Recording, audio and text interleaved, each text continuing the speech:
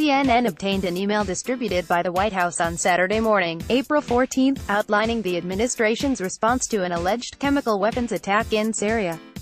The talking points said, "We also intend to impose specific additional sanctions against Russia to respond to Moscow's ongoing support for the Assad regime, which has enabled the regime's atrocities against the Syrian people." It is unclear whether these were the talking points Haley was using when she made her TV appearance.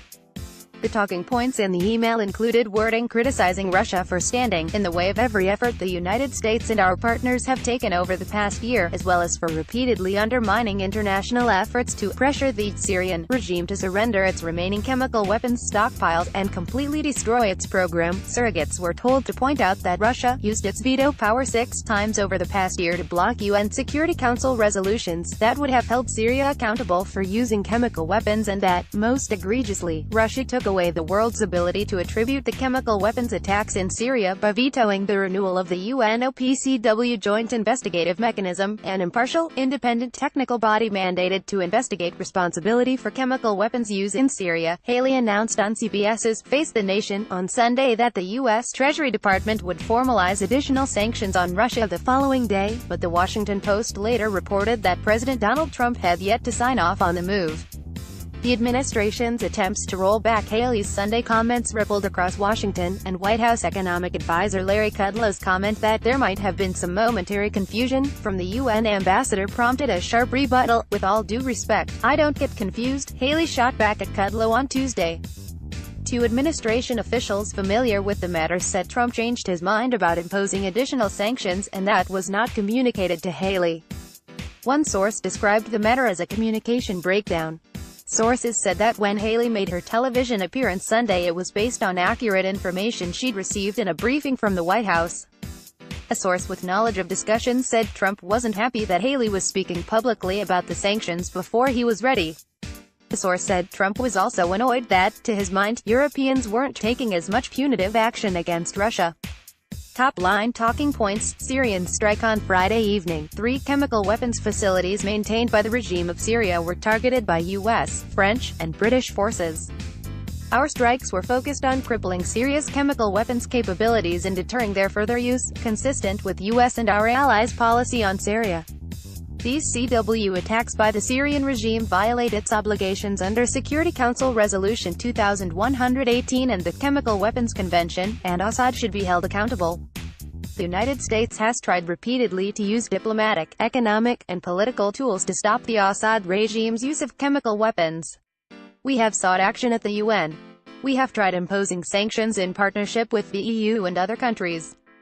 However, Russia has stood in the way of every effort the United States and our partners have taken over the past year. Russia has repeatedly undermined efforts at the OPCW to pressure the regime to surrender its remaining chemical weapons stockpiles and completely destroy its program.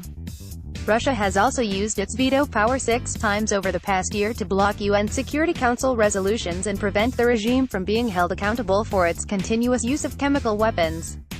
Most egregiously, Russia took away the world's ability to attribute the chemical weapons attacks in Syria by vetoing the renewal of the UNOPCW Joint Investigative Mechanism, an impartial, independent technical body mandated to investigate responsibility for chemical weapons use in Syria.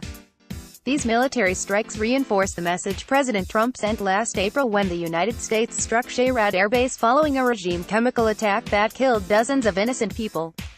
The message then and now is clear: actors who use these abhorrent weapons will be held accountable for their actions. These strikes are not intended as a provocation against the Russian Federation or its forces in Syria. We do not seek armed conflict with the Russian Federation.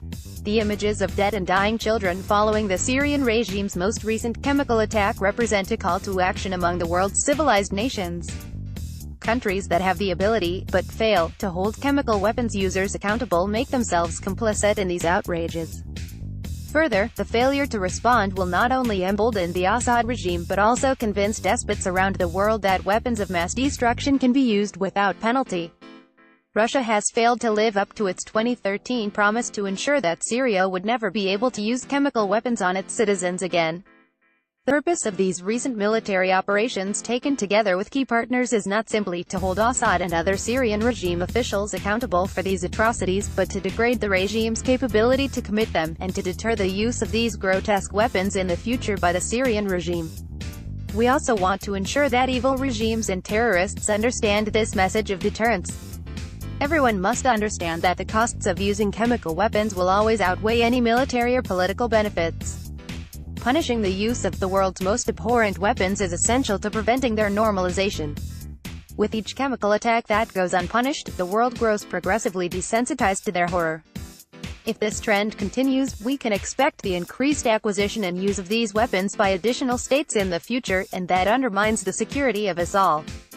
As state inventories of nuclear, chemical, and biological weapons and the materials used to produce them grow, so does the likelihood that these weapons will fall into terrorist hands. Deterring state possession and use of weapons of mass destruction is therefore crucial to keeping these weapons beyond the reach of terrorists who, like Assad, would use them. Our strikes against Syria are part of a broader U.S. effort to deter and denormalize the use of chemical weapons.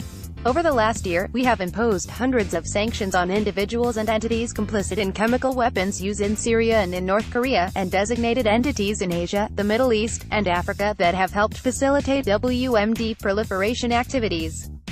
We also expelled 60 Russian intelligence officers working under diplomatic cover in response to Russia's use of a chemical weapon in the UK.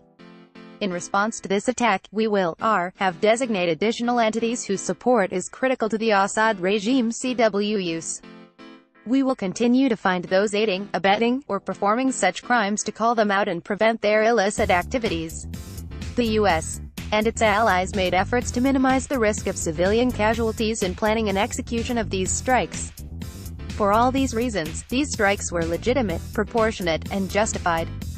The United States and our allies call upon Syria to immediately declare all aspects of its chemical weapons program to the Organization for the Prohibition of Chemical Weapons (OPCW), destroy its remaining chemical weapons stockpiles, dismantle its chemical weapons program entirely, and cooperative fully with the OPCW. We call on Syria's protectors to ensure that this time Assad complies. We anticipate a significant increase in social media disinformation by malign actors, as we have seen in the past. These strikes are intended as a response to the unconscionable chemical weapons attacks by the Assad regime, and not as a provocation against the Russian Federation or its forces in Syria. These military actions were designed to respond to the Syrian regime's chemical weapons use and degrade its ability to produce and use chemical weapons, and to deter any further Syrian regime use of chemicals weapons.